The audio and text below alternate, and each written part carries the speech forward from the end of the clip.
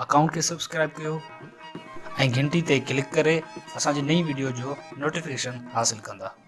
सिंधला विणंदे मरी बि वञा मुंहिंजे लाश मथां को जशन कंजो मैयत सिंध जीजल हवाले न गुसल ॾिजो न कफन ॾिजो इबरार मोराई जी वसियत अथव मूंखे सिंधी वेस में दफ़न कंजो।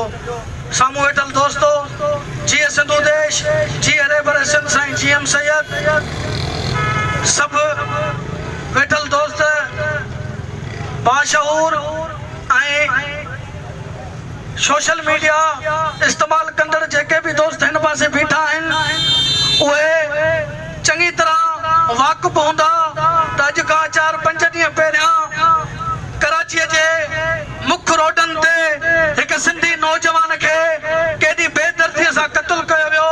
हिकु अफ़गानी पठान जंहिंजो जेकॾहिं पोयों रिकॉर्ड ॾिसबो त तमामु जेको आहे ख़तरनाक में ख़तरनाक हुनजो रिकॉर्ड आहे। तव्हांजे करे वञी जांच वठंदो त उहो पठान जेको जीअं सुन तहरीक जे अॻुवान खे गोलियूं हणी शहीद थो करे ऐं उते ड्रामो थो रचाए त ही हिकु फोरू आहे ऐं इहे डकैत पर हक़ीक़त में उहो जेको अफ़गानी पठान आहे उनजो पंहिंजो बैकग्राउंड इहो आहे जो हुन ते 12 खां 13 हिन वक़्तु बि कराची जे मुख़्तलिफ़ थाणनि ते FIR दाख़िल आहिनि। 302 जहिड़ा संगीन जेके कलम आहिनि उहे उन्हनि जो हिन ते FIR कटियल आहिनि। चरसो जे हीरो हुनजे आफ़िम टोटल जेका मंशात आहे उन मंशात जो वॾे में वॾो जेको आहे सो जेको वापारी आहे उहो दादा रहीम शाह आहे कराची जे अंदरि। अॼु बि दादा जे नाले सां बेस कॉलोनी में हुनजो राज आहे वॾे में वॾो दादा जे नाले सां रहीम शाह उते मशहूरु आहे। मुकमल जेको आहे सो हिकिड़े क़िस्म जो ड्रामो करण जी कोशिशि उहा कई वई।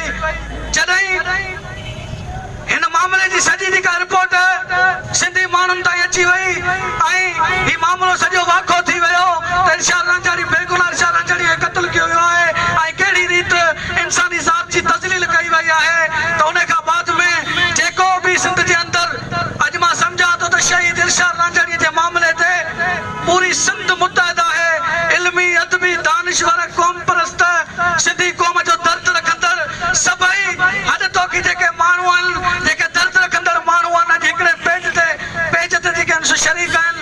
अॼु सिंध वरी जेको आहे सो ॻाल्हाए थी जेका अनिल ऑपरेशन शुरू कयो वियो हो सिंध में अदीब दानिश्वर साफ़ी क़ौम परस्त ऐं ॿियनि कारकुननि खे जेको गुम कयो पियो वञे उन्हनि जा जेके चिचड़ल लाश ॾिना पिया वञनि प्रेस क्लबनि ते जेकॾहिं पुरमन एहतजाज थियनि पिया त उते रेंजर्स ऐं कानून लागू कंदड़ इदारा उन्हनि जो घेरा करे 4 तरफ़ बीह पिया वञनि।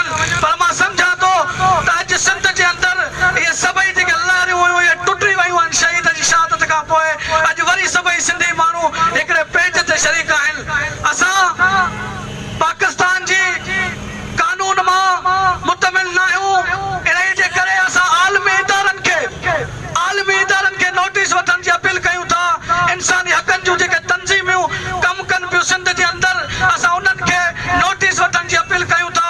उन्हनि खे चऊं था त अची ॾिसो सिंध जे अंदरि भूरे भील जे लाश जी तज़लील कई थी वञे। सिंध जे अंदरि रमशा खे क़त्ल कयो थो वञे नारीअ खे। सिंध जे अंदरि इरशाद रांझाणी हिकु जेको सियासी ज़ान रखंदड़ क़ौमी कारकुन हुयो उनखे कराची जी शहरनि ते शहीद कयो